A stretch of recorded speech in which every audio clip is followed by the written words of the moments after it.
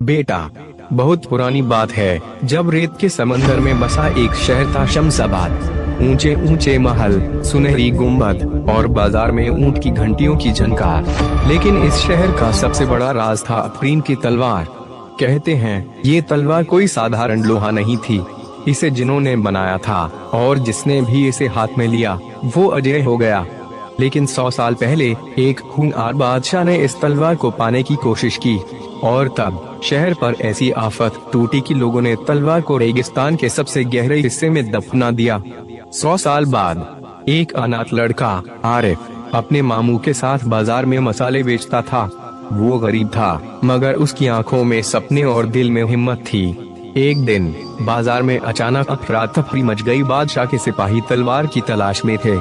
कहते हैं कि बादशाह ने रात को एक सपना देखा था और सपने में उसे किसी ने कहा, तलवार तुम्हारे शहर में लौट आई है। आरिफ यह सुनकर चौकन्ना हो गया। उसी रात जब पूरा शहर सो रहा था, आरिफ को एक अजीब सी चमक अपने घर के पीछे वाली पुरानी हवेली से आती दिखाई दी। हवेली जो सालों से वीरान पड़ी थी। दरवाजे पर जंग लगा ताला था, लेकिन जैसे ही आरिफ ने छुआ, ताला खुद ब खुद खुल गया। अंदर कदम रखते ही हवा का एक तेज झोंका आया और कमरा अंधेरे में डूब गया। फिर कमरे के बीच में एक पत्थर का चबूतरा और उस पर रखी एक चमचमाती तलवार। उसके चारों ओर नीली रोशनी घूम रही थी, जैसे तलवार जिंदा हो। आरिफ ने जैसे ही हाथ बढ़ाया, अचानक जमीन हिलने लगी, दीवारों पर उकेरी हुई आकृतियां हिलकर जिंदा होने लगीं।